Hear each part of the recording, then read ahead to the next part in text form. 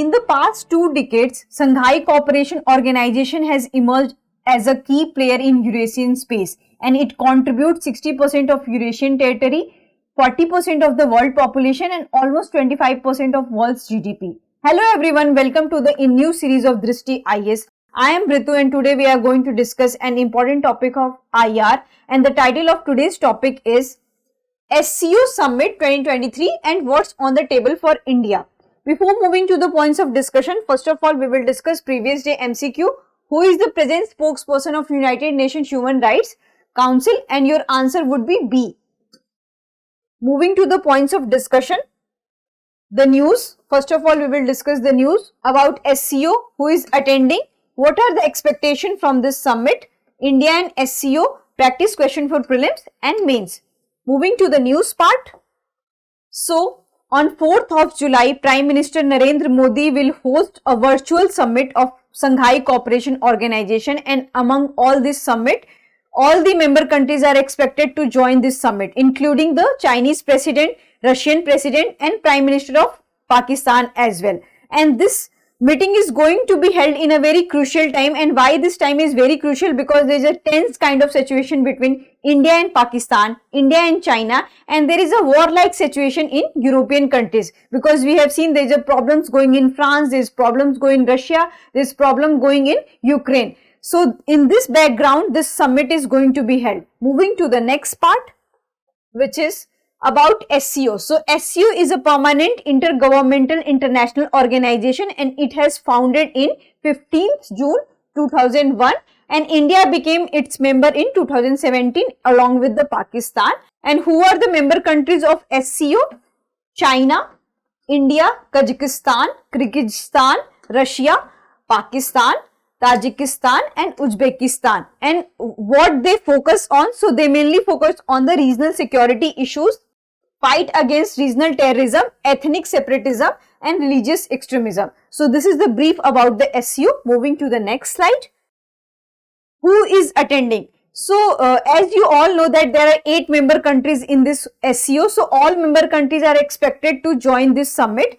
And this summit has become very important from China as well as Russia, because there is a tense kind of situation between India and China, and from past 3 years no such summit held between India and China. So this is very important from China and India, and also from the Russia point of view, because what we have seen in the last year that after the Wagner rebellion, this is the first multilateral exercise which is going to be attended by the Putin. So this is very important from Russia point of view and also from the India and China point of view. And Turkmenistan is also going to be attend this as a guest from the SCO, and other organizations are also invited just like UN, ASEAN, CIS, CSTO and CICA. So all these organizations are also invited by India to attend this summit. Moving on, which is what are the expectations. So every country had different kind of expectation from this summit. So what is China saying in this regard? So China is saying that as a founding member, it has always given priority to SCO in its foreign affairs, and it focuses on 3 issues, which is global development initiative, global security initiatives and global civilization initiative. And with shared culture and brighter future, Eurasian culture and Eurasian space. Moving on. What are the expectation of Russia in this regard? Because this forum is very important from Russia also. So this is very important from Russia because West has tried to isolate Russia because of the Russia-Ukraine conflict. And this is the very best platform where Russia can show to the world and especially to the West that, it has failed to isolate it. On the other hand, there were so many conflicts and so many condemnation happened for the Putin. So this is a very best platform for Putin also, because so many countries had voted against the Russia regarding when there was a US resolution, but India and all the SCO member had abstained regarding this. So this will be best platform and best opportunity where they can show that all these countries are not condemning it in a public space. Instead, they try to abstain it, and China has also sent its envoy to Russia and Ukraine for the peaceful resolution, and India is also saying again that there should be a peaceful resolution between Russia and Ukraine. So all these countries are trying to calm down the situation, and in the recent foreign ministerial meeting, what we have seen that none of the foreign minister has condemned this thing very publicly. Instead, they had tried to focus on the food and fuel issue. So these kind of things are very important from the Russia point of view. Moving ahead. So what are the other expectation? We have studied from the Russia perspective and the Chinese perspective. So other expectation are that under India's presidency, Iran is going to become the permanent member of this group, and on the other hand, Bahrain, Kuwait, Myanmar, Maldives, UAE are becoming dialogue partner of this group. And the situation in Afghanistan, because we already know that there is a Taliban kind of problem in Afghanistan, and there is also problem in Ukraine because so many lives and livelihoods are lost because of the Russia-Ukraine conflict. So all these issues are going to be discussed in this meet, and they are going to also discuss regional trade and commerce and all other connectivities between member countries. Moving ahead.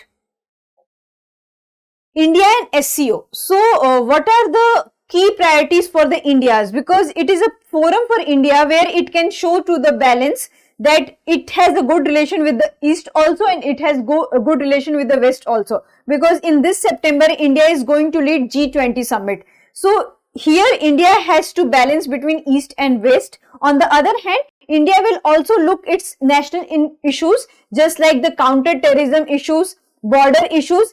Because in the past few years, there is a terrorism kind of issues happening between India and Pakistan, and border issues are happening between India and China. So all these issues are also going to be discussed in this meet. Moving to the next point, which is India has created 5 new pillars.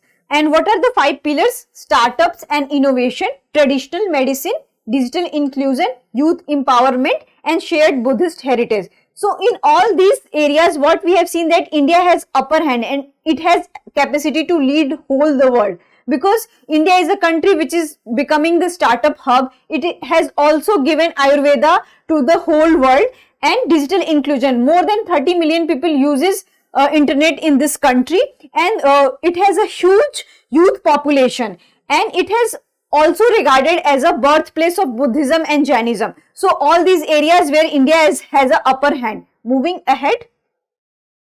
So this is a practice question for prelims. Who among the following had introduced secure SCO? Your options are Xi Jinping, Narendra Modi, Vladimir Putin, Shehbaz Sharif. So you have to answer this in the comment section. Moving to the mains part. So your mains question is, Shanghai Cooperation Organization has emerged as a key regional organization in the Eurasian space. In the light of the statement, discuss the opportunity for India to fulfill its national interests. So you have to divide your answer into 4 sections. First of all, what you have to write? The intro, then body, then initiatives,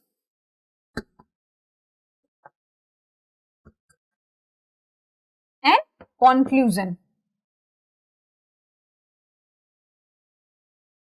So in intro part, you have to discuss SCO, and in body part, what they are asking, Eurasian space. So in the beginning, I have told you that how it matters for the Eurasian world. So you have to write that how much it contributes to the world's GDP. So all these information provided in this area, and initiatives, because here they are also discussing about in the light of India. So you have to discuss that why this thing is very important from India's perspective, and how much India has taken initiative in this regard. So you have to write all these things, because we have already discussed the counter-terrorism issue, cross-border issues. So these kind of issues will come to this part. And in conclusion, you have to give a very balanced conclusion. Like SU can be hope for the whole Eurasian world, and how it is contributing to the world's GDP. So you have to answer this in the conclusion part. I hope you like this lecture. If you have any queries related to this lecture, kindly ask in the comment section. Thank you.